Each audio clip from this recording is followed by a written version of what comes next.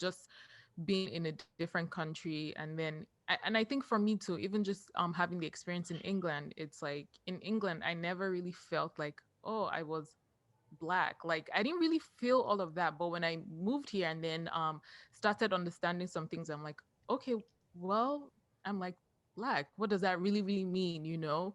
And Yeah. like, you know, Yeah. if I'm at school or working late or like walking at night, like what does that mean as like a black female and things like that. Yeah. So from your international student journey, is there anything or like what are some things you feel or you wish you would have done differently? That's a loaded It's a loaded question. question, yeah. I try to not have regrets. I think that, Mhm, I think there have been things that haven't worked out the way I wanted them to, and I think maybe we might get to them with some of your questions. mhm, And there are things that have worked out better than I would have expected. And so, mhm, I think, I guess the first thing is just, it's hard to say because you're coming in at the age of 16. What are you really expected to know? But mhm, I think I wish, and my friends and I talk about this, my friends and I that went through that college phase together, it was like, oh my God, we were so naive.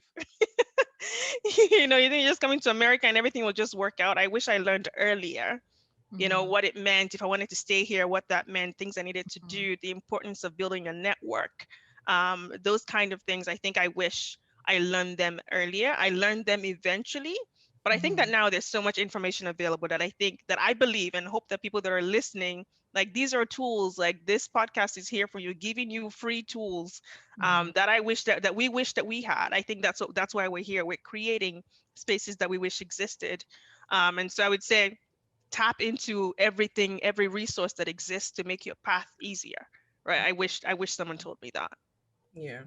And you kind of mentioned the importance of networking, and that's something I also learned on my, and I think both of us actually we talk about this a lot because like the way we grew up back home, I'm from Ghana, so the way I grew up back home and then here, like the networking is different, but at the end of the mhm, day you need to network wherever you are. Like, yeah, we say connections, but it helps Hmm. you in the long run, Same thing. Same thing. So when it came to like your job search, did you Hmm.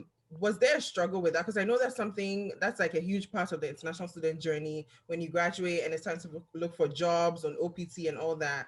What was your experience with that? And was it hard to find a job with your field?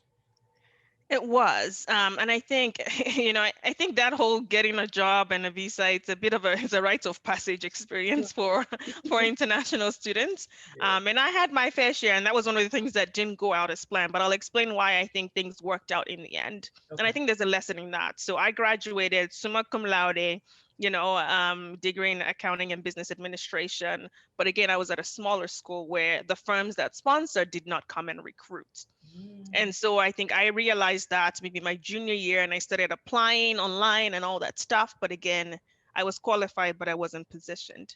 And so, I applied, graduated, no job. I had bills to pay and all that stuff. I took a job at a factory, put my degree to the side. I worked in the factory, $10 per hour. And then in the evenings, I started, okay, well, it's time for plan B. What's plan B? I started studying for the GMAT to go to grad school, get a master's degree that I did not need, which I know many of us have done. And I know that it's a choice that we take to try and get another chance. And so I did that. And then I didn't have money for the grad school, so that was another prayer point. So I was working at the factory, paying off some of my bills, applying to schools, studying for GMAT. I got accepted to University of Illinois.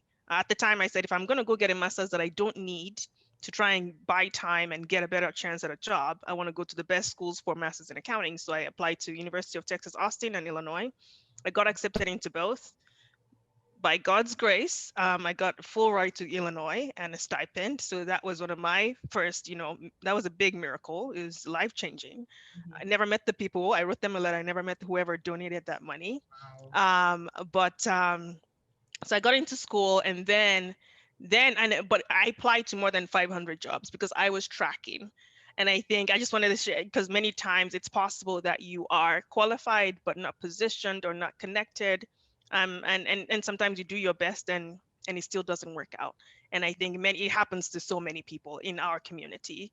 Mm. Um, And so that was my story. And then when I went to grad school, of course, more firms recruited there. I was intentional about going to the events and all that stuff. I was not going, I was not playing. I was not by, at least if it was left to anything of my doing, I was not going to leave any stone unturned. And so I got an offer from 2 firms, and I accepted an offer with the firm that I'm still with. So that's the short version of at least how I got. So yes, it was challenging. I did not get it the first time.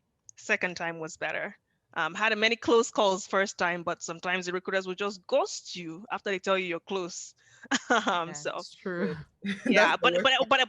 but I wanted to say this thing though that I said, is that I didn't get the job when I graduated, but I also know my friends that did get offers from another firm and did sponsor.